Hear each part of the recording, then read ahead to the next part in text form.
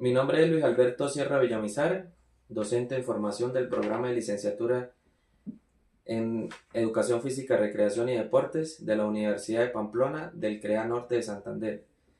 En esta oportunidad vamos a hacer una pequeña entrevista sobre didáctica especial al docente de la institución educativa Luis Ernesto Puyana del municipio de Silo. Entonces, profe, buenas noches. Buenas noches. Nos regala su nombre, el área que enseña, grados que orienta y sus años de experiencia. Gracias, Luis. Profesor en formación. Me alegra que esté formándose en mi aula mater, que también fue la Universidad de Pamplona, donde está haciendo la licenciatura. Mi nombre es Freddy Mendoza Espinel. Soy normalista, mi querida Pamplona, licenciado en matemáticas de la Universidad de Pamplona, especialista en educación matemática de la Universidad de Pamplona en convenio con la Universidad Distrital de Bogotá. Francisco José Caldas, soy especialista en educación matemática, soy especialista en orientación vocacional y ocupacional de la Universidad Francisco de Paula Santander, soy magíster de la Universidad Bicentenario de Aragua de Venezuela y soy doctor en Ciencias de la Educación de la Universidad Uniyes. Mi área de formación, ya como lo dije, es la matemática. Oriento actualmente los grados sexto, séptimo y octavo en matemática, geometría y estadística, y he trabajado en el ambiente privado, en lo público. También he sido profesor de formación de adultos y he pasado de lo rural a lo urbano, o sea que por la gracia de Dios he tenido la oportunidad de estar en diferentes grupos etarios. Entonces, llevo trabajé en lo privado, de profesor y rector del colegio de Ochalema. Fui profesor del rector del Colegio Colombo Venezolano de Ochalema y actualmente pues laboro acá en esta institución. Mis años de experiencia son más o menos 35 años. Listo, mi profe, pues bueno, tenemos una gran capacidad y de experiencia de trabajar con niños, jóvenes y adultos también, ¿no? Bueno, en estas preguntas que vamos a iniciar es un poco sobre la pedagogía, ¿no? Y en esta pregunta es, ¿para qué enseña usted, profe? Bueno, la enseñanza es un proceso. Antes se decía el proceso solamente era la enseñanza.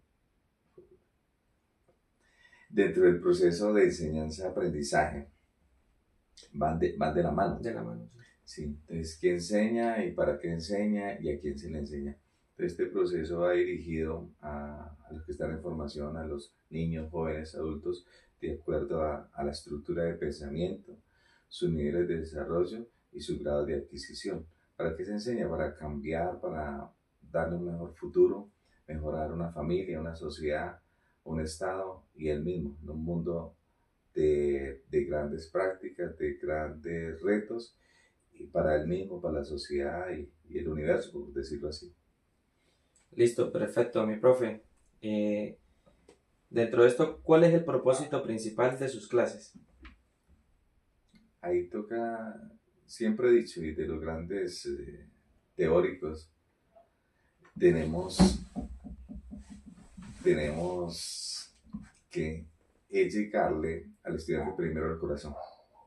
Si uno le llega al corazón, pues le llega al cerebro, al mundo del conocimiento y a su quehacer como estudiante. Entonces tomemos a Freire, que el educando no solamente es un banco de conocimiento, meterle toda esa biblioteca, meterle hoy día la inteligencia artificial, meterle una cantidad de cosas, sino que haya un cambio de actitud del progreso del ser humano en cuanto a la gente y la ayuda mutua a los demás. Gracias, profe, por esa intervención. Eh, ¿Qué tipo de formación busca en sus estudiantes? Tanto en los valores, en sus habilidades y en las actitudes. Sí, vemos que el ser humano está conformado de varias esferas: la social, la económica, la política, la intelectual, la médico, las grandes estructuras. Entonces nos toca llegarle a un aprendizaje holístico en todos los estamentos, no solamente en la parte que le corresponde a uno, sino la formación, en cómo está la familia, mirar el currículum oculto, de dónde viene, la parte socioeconómica, cómo son las relaciones interpersonales, si viene de una sociedad donde está bien constituida papá y mamá, si la mamá es la que lleva el peso, si se cría con abuelos, de qué ambiente, todo, hay que, uno como docente tiene que primero hacer un sondeo, una monografía, a quién va y cómo se le debe llevar, si no el aprendizaje sería muy precario. Sí, profe. Excelente, la verdad. Eh, bueno, profe, ¿y cómo integra usted a sus estudiantes, a sus muchachos dentro de sus clases? Bueno, la integración primero ahí, la clase está distribuida en varias sesiones. Primero, el saludo, la conducta de entrada. Las clases, primero lo que se quiere el estudiante es que le tenga amor a la institución.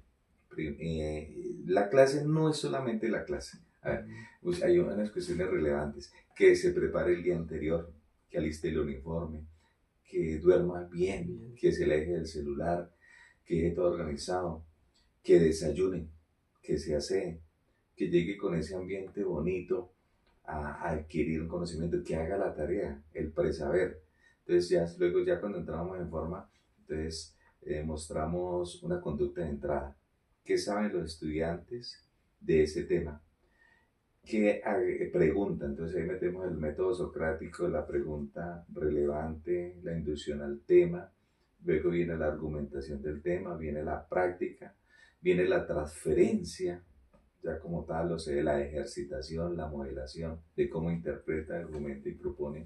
Por último viene la evaluación, pero la evaluación que antes los modelos han cambiado, porque ya la sociedad no podemos pasar de un método conductista, pura memoria, no, porque nosotros iríamos quedando rezagados, sino ¿para qué le sirve? ¿Cuál es la particularidad de todo ese proceso? ¿Qué le sirve? ¿Qué hace? Si es importante. Y si nosotros nos descuidamos, ¿cómo ha avanzado la tecnología? Y más que ahora con lo de la inteligencia artificial, Tenaz, es que los muchachos todo es muchacho inteligencia. llega, agarra aquí, mete dólar, mira el ejercicio, le da todo el proceso. Resuélvame y ya. Y listo. Muchachos ya, bueno, lea esto, ¿qué entiende? ChatGPT, Gemini, y listo, quedamos obsoletos. Entonces ahí es donde tiene que la parte humana meterse y atraerlo. Sí, señor. Listo, mi profe. ¿Qué considera usted más importante, profe? ¿El contenido o la formación del estudiante? ¿Y por qué? Tenido la formación del estudiante, que tiene que ir de la mano. Porque si uno se dedica solamente al banco de conocimientos y la parte como persona, las relaciones interpersonales quedan muy abajo, entonces hay un desfase. Tiene que ir de la mano. Conocimiento con formación en todos los ámbitos. Por eso nosotros tenemos los proyectos que tenemos que realizar. Son externos, pero al igual van de la mano. Por ejemplo, el de convivencia, que haya la inclusión. Muy bueno. La inclusión. El del medio ambiente, empezando cómo me baño, me cepillo, cómo está mi salón, cómo está mi cuaderno, cómo está. El de la inteligencia, el de las cuestiones de matemática, el proyecto de cómo manejo mis recursos, cómo vamos. Sí. Porque nosotros salimos y no sabemos manejar dinero. ¿Cómo está el de educación el proyecto de educación sexual y reproductivo? ¿Me amo, me quiero? ¿O qué voy a hacer de mi vida cuando ya me despierte mis hormonas y la niña o el niño? ¿Qué voy a hacer con la parte de estilo de vida saludable? Como bien, duermo bien, me visto bien, lo que yo consumo me agrada. O la cuestión de chatarra. En mi colegio tenemos las tiendas de estilos saludables. Usted lo ha visto, que allá no vendemos pipas, chicharrones, doritos, tricitos, gaseosa, sino es todo, los yogur, el salpicón, los dulces hechos en casa, los pastelitos, la rellena, la frutica, el agua, para cambiar esa mentalidad en contra de las multinacionales. Sí, claro. Bien, profe. Entonces, pues vamos a entrar un poco también en didáctica. La primera pregunta es, ¿cómo enseña usted dentro de sus clases? Bueno, es bueno recordar que es didáctica. Entonces va uno a la etimología de la palabra. Didáctica del griego tecné y didasken, que significa el arte de enseñar. Ujú. ¿Ya? Y hoy día pues toca buscar tantos modelos en el mundo de la didáctica, nos toca buscar tantos modelos, tantas cosas, ya nos toca a nosotros prepararnos en tecnología.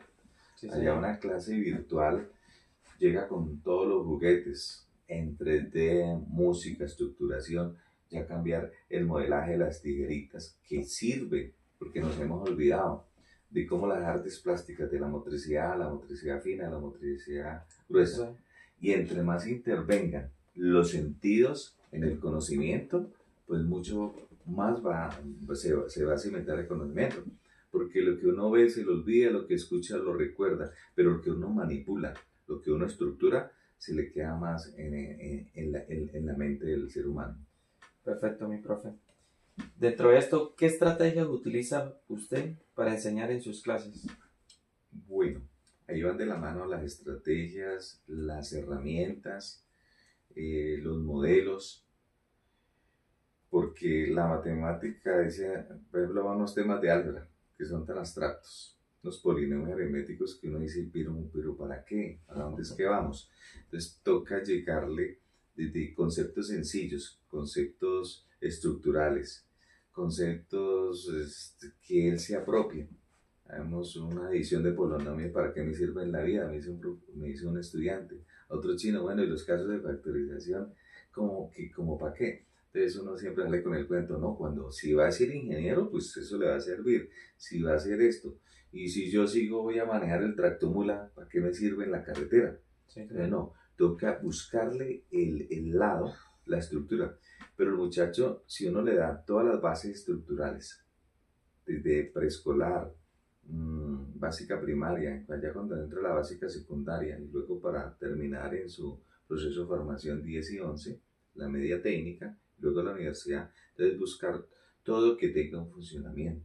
¿Y cuál es cuál es la estructura? ¿Para dónde es que vamos? Que él se apropie del conocimiento, lo sepa utilizar, y las herramientas, corte, modele, pegue, trabaje en equipo, siempre van a haber líderes, siempre va a haber unos temas que son el coco.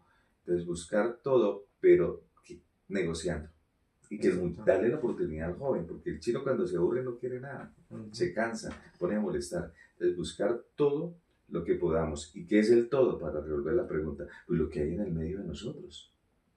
Si en una institución están todos los equipos, pero no hay luz, pero no hay equipos, o si hay la motivación del padre de familia, la madre de familia, pues nos queda También, mucho sí. más fácil. Listo, mi profe. Bueno, hay dos diferencias, ¿no? Dentro de un salón de clase porque hay muchachos que sobresalen, hay otros que son inquietos, pero también tenemos aquellos estudiantes que son muy apagados, que no les gusta participar en clase ni nada de esas cuestiones. Entonces la pregunta es, eh, ¿cómo se puede motivar a aquellos estudiantes que no les gusta participar en clase? Bien, profe, esta es la magia. No podemos llegar a todos a medirlos con la misma rasero y darles un tema y como una piñata. El que agarre se salvó. Ajá. No, hoy día el compromiso, en una época sí, el profe, el coco, era el que más le rajaban estudiantes. Sí, sí, Hoy día no, el profesor bueno, el que busca todas las estrategias de conocimiento esa es del la didáctica. estudiante. Sí, entonces tenemos que recordar a Garnes con las inteligencias múltiples. Hay unos que son buenos para la música, otros Sí, para los ajá. deportes, otros para las matemáticas, otros para la composición, otros para la exposición, otros para escribir, otros para la diferente inteligencia. Y también tenemos que recordar a Goleman con el mundo de las emociones, que le motiva al estudiante para hacer. Entonces nos toca hacer una estructura para irlos conociendo, cuáles temas se le facilitan, cómo nivelarlos y el por qué. Y de acuerdo a todo no lo podemos medir. En un grupo de 30 estudiantes siempre hay 7 que son buenos, 7 que son regulares y el resto del montón. Exacto. Entonces toca ubicarlos y mirar qué tipo de inteligencia tiene, por dónde se le facilita más. Hay estudiantes que no les gusta escribir, Nada. nada, pero participan mucho en el tablero y dice, venga, yo le explico a usted. Otros niños que ya unos cuadernos maravillosos copian todo, pero se les dificulta, digamos, Esa retención. estructurar. Hay unos que son buenos para pintar, otros que son buenos para exponer, otros son buenos para el liderazgo, otros que son allá los que hicimos los apagados, Sí. pero ellos tienen esa, quizás dicen, no, no, si paso al tablero me choco, si yo no soy capaz, los temores. Entonces, ¿cómo es? Pues póngale la hoja, exprésele y negociar. Todo es negociando. Y el conocimiento de los estudiantes. Y hay otros con necesidades ejecutivas especiales que también nos toca tener en cuenta y ser con mucho más tacto emocional, porque no sabemos qué tipo de falencia tiene Tiene el estudiante. qué tipo de restricción cognitiva, o qué tipo de los sentidos, o qué trauma habrá tenido por allá anterior. También, profe. Bueno, mi profe, entonces seguimos adelante con esta pequeña entrevista. ¿Qué tipo de actividades usted realiza con mayor frecuencia para aquellos estudiantes pues que usted, como le decían anteriormente, hay unos que retienen más rápido, hay otros que se le dificulta? Entonces, pues usted de pronto tiene aquellas actividades que usted las utiliza con mayor frecuencia. ¿Y cuáles son esas actividades? Dentro de las actividades que tengo ya relacionadas con mi campo de acción son que vaya lo más real. Cortar, pegar, construir, medir, pintar, rayar, estructurar. Otras actividades es el trabajo en grupo, porque en 4 estudiantes siempre va a haber, e integrarlos, porque Sí. si dejo al grupo ya de los canzones, los jodones, o de los grupos de los ratones de biblioteca que llamamos nosotros los nerds, pues perdemos el tiempo. Claro. Entonces yo tengo la estrategia de esos 7, ubicarlos, incentivarlos. Bueno, chino, les voy a enseñar, porque a veces entre ellos tienen estrategias de competitiva y dicen, no, mire, chino, es que esto se resuelve así. Porque a veces la clase magistral de uno se da, ya entendieron y todos, por efecto dominó. Pero cuando llega, mire, aquí está el error, aquí está lo otro, y el chino dice, claro que sí. Y si hay afectividad entre amigos, también. Tampoco hay que obligarlos, usted tiene que hacer allá con ellos, hay que buscarlos para que se organicen. Entonces, entre más intervengan los sentidos. Otras actividades son las pausas activas, porque un muchacho sentado allá 2 horas escuchando el teorema de Pitágoras, el teorema de Tales, la derivada, la integrada, soluciones de ecuaciones, el chino, y el álgebra y esto y todo. Entonces ya está la media horita y uno los ve, bueno, saque un globito, púselo allá, pase una danza, vamos a cantar esto, de este propósito. O el parlantico es colocarles algo musiquita, porque también la estrategia es que uno esté al día. Que, aunque si no me gusta el reggaetón, pero si a ellos les gusta colocarle, y en estos pueblos les gusta la rancherita, coloquemos algo, o si está de moda el mundial, también esa es la otra. Hay que buscar todo lo que está de moda para llegar al estudiante. Ahorita están coleccionando las revistas de Panini y los álbumes. Eso es una estructura que nosotros debemos buscar. Muy buena, sí. Dibujamos el mundo, ¿cierto? Hacemos la bolita ya les voy a, entonces ya les dice uno, bueno, ¿cuánto es el diámetro de la Tierra? Pero eso es al final, el radio de la Tierra, ¿cuál es la circunferencia? ¿Dónde están ubicados los continentes? ¿Qué países fueron? ¿Quiénes no fueron? ¿Dónde está el antiguo continente, el nuevo continente? Y repaso, es integrar el área del conocimiento con algo que ellos están viviendo, y de paso colorea uno, se mete y los ubica. Excelente, profe. Bueno, entonces ya vamos pues a la parte evaluativa. Dentro de su área, profe, ¿cómo evalúa usted el aprendizaje en sus estudiantes? Bien, ¿qué es evaluar? Siempre los pedagogos y los tecnócratas siempre han dicho, bueno, pero ¿qué es la evaluación? ¿Qué es la evaluación? Como el sustento, ¿qué nos quedó después de todo ese proceso? Y hay evaluaciones formativas, hay evaluaciones numéricas, hay evaluaciones de autoevaluación y la coevaluación. Pero la evaluación es durante todo el proceso. Muchacho que participa, muchacho que activa, muchacho que llega temprano, pero los que llegan tarde, pero llegan con ciertas situaciones de hogar, de formación. Entonces, ¿qué es la evaluación? Entonces, si uno dice, bueno, de 10 preguntas, el que tenga 6 ya pasó, y el resto, o sea, hay una ambigüedad. ¿Qué he querido hacer yo con la evaluación? Que el muchacho durante la clase participe, que exprese lo que siente, que exprese las dudas, que exprese sus frustraciones, sus complejos, ya que cómo maneja el número, la forma, el análisis matemático y que él mismo diga, ese soy yo, cómo y cuál y que él exprese, qué me está quedando grande, por qué me pasa eso y llegar a negociar una nota. Pero ¿cuál es la nota? Que tenga unos resultados esperados. Entonces, acá en Colombia, pues tenemos los derechos básicos del aprendizaje, tenemos los objetivos, tenemos los estándares, tenemos la mediación y hay muchas herramientas de pedagogía, pero si uno está conectado con el estudiante, él también tiene una conciencia de decir cómo estoy y para dónde voy. Sí, claro, profe. Bueno, profe, ya para finalizar, y la última pregunta, pues me parece muy clave, ¿no? ¿Qué se hace cuando un estudiante no logra aprender o no tiene esa, Lo esperado. lo esperado, sí? Sí, el gobierno siempre ha implantado la no repitencia. Un año vale muchísimo dinero. Y una de las expresiones más grandes que le digo, ¿cuánto invierte su papá en desayuno, almuerzo y comida? ¿Cuánto invierte el Estado en el restaurante escolar, en pagar docentes, en pagar luz, en pagar agua, en pagar un celador, secretarias, rectores, en pagar estos pupitres que tenemos acá y hacemos la cuenta? ¿Cuánto usted pierde un año si fuera un salario mínimo? ¿Cuánto perdería el año, una pérdida del año? 2 millones por 12 son 24 millones más pobres su familia. Calculemos más o menos cuánto cuando usted es enferma, los uniformes, la ropa, el lavado, la luz, los impuestos que paga su papá. Son 12 millones. ¿Cuánto invierte el Estado? Otros 12 millones. ¿Cuánto pierde usted? Y hacemos 40 millones. Más pobre el Estado, más pobre la familia. Pues si se despierta esa conciencia de cuánto voy a perder, que el otro se va a quedar allá y el otro sí va a pasar. Entonces hay que despertar a la conciencia. ¿Qué se hace en sí? No, llamar padre de familia, comité académico, llamar al estudiante y negociar qué es lo que yo espero de usted, qué es lo que usted espera de mí y vamos a echar para adelante este país, vamos a echar para adelante su familia y vamos a echarlo para adelante usted. Pero lo posible estar encima, porque a veces dejamos, este chino ya lo clasificamos, 4 materias, entonces nuestro quehacer pedagógico, ¿dónde está?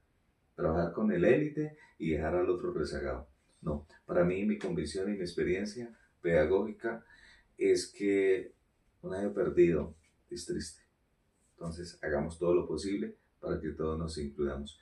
Gracias Luis, sé que va a tener un gran futuro como docente y le nace que Colombia, Dios y la patria echemos para adelante. Así es, mi profe. Bueno, muchísimas gracias, mi profe.